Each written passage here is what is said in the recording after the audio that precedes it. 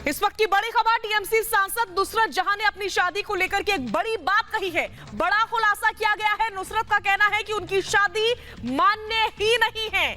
नुसरत ने इसको लेकर एक बयान भी जारी किया है। एक विदेशी भूमि पर होने के कारण तुर्की मैरिज रेगुलेशन के अनुसार शादी अमान्य है। इसके अलावा क्योंकि ये दो धर्मों के लोगों के बीच में हुई शादी थी, इसलिए इसे भारत में वैधानिक मान्यता देने की जरूरत थी, लेकिन ऐसा नहीं हुआ। लिहाजा उनका कहना है कि उनकी शादी मान्य ही नहीं है। बहुत बड़ी खबर हम ब्रेक कर रहे हैं। नुसरत जहां की ओर से अपनी ही शादी को लेकर के बहुत बड़ा बयान दिया गया है और बहुत बड़ा खुलासा किया गया है। इस बीच हमारी सहयोगी स्वर्णाली हमारे साथ जुड़ चुकी हैं। स्वर्णाली, कितनी हकीकत है नुसरत जहां की बातों में? आपके पास क्या जानकारी है बंगाल से?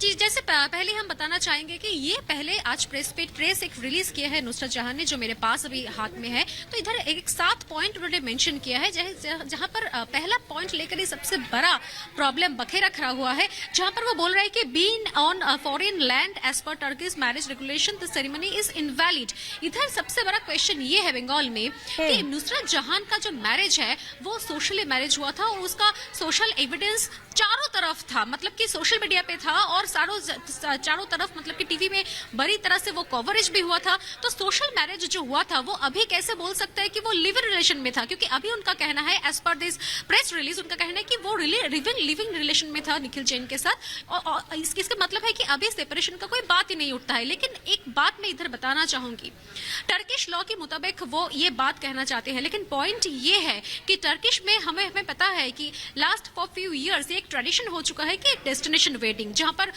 कई सारे Bollywood film star, Tollywood film star, बहुत सारे लोग ऐसे जाते हैं, कहीं पर बाहर जाते हैं डेस्टिनेशन वेडिंग के लिए, फिर वापस आकर उन्होंने रजिस्टर्ड मैरिज कर लेते हैं। लेकिन इस जगह पर वो बोल रहे हैं कि एज पर टर्किश लॉ जिनका कोई वैलिड, मतलब कि कोई बेस नहीं है, क्योंकि अगर टर्किश लॉ नहीं, एक सवाल स्वर्णाली मैं आपसे लेना चाहूंगी। पिछले कुछ समय में नुसरत और उनके पति निखिल के बीच अनबन की खबरें हमें मिलती रही हैं।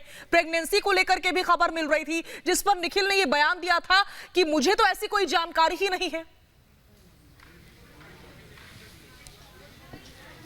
सही बात। और वो मुद्दा जब सामने आया था तभी ये बखेरा खड़ा हुआ था, क्योंकि निखिल जैन का कहना था कि कोई भी अपडेट उनके पास नहीं है, क्योंकि पिछले कुछ महीनों से वो दोनों अलग रह रहे थे। उसके बाद जब सोशल मीडिया में ये खबर फैल चुका था कि नुसरत इज एक्सपेक्टिंग, उन हिसाब से निखिल जैन का अगर हम रिएक्शन लेना गए तो उनका कहना था कि कोई भी इसकी जानकारी नहीं है। और निखिल जैन ने, हम बताना चाहेंगे कि निखिल जैन इसके पहले भी एक केस ऑलरेडी फाइल कर चुके हैं सेपरेशन का। लेकिन प्रॉब्लम ये नहीं है, प्रॉब्लम और एक जगह पर है जहां पर ये मुद्दा हो रहा है, क्योंकि न्यूज मीडिया का कोई इंटरेस्ट नहीं है उनका पर्सनल लाइफ में या उनके पर्सनल इशू को लेकर। लेकिन वो एक इलेक्टिव मेंबर है, वो पार्लियामेंट का मेंबर है। तो इधर जो मुद्दा आ रहा है सामने की, ये मेरे पास जो है ये है उनका जो स्टेटमेंट उन्होंने दिया है इलेक्शन में, जो इलेक्शन के पहले जो स्टेटमेंट देना पड़ता है हर एक मेंबर को, वो ये इलेक्शन की स्टेटमेंट है, जहां पर उन्होंने साफ मेंशन किया है कि वो कौन से कॉन्स्टिट्यूएंसी से खड़े होने वाले हैं। और उसके साथ जो बाकी डिटेल्स है, mother's name, father's name, date of birth, उसके साथ ये मैरिज स्टेटस इधर मेंशन किया है। और उन्होंने मेंशन किया है कि मैरिड, अगर उन्होंने ये स्टेटस मेंशन किया है मैरिड और उनके साथ ये डेट भी मेंशन किया है, तो कैसे एक इलेक्टेड मेंबर वो बाद में बोल सकते हैं कि वो लिव इन रिलेशन?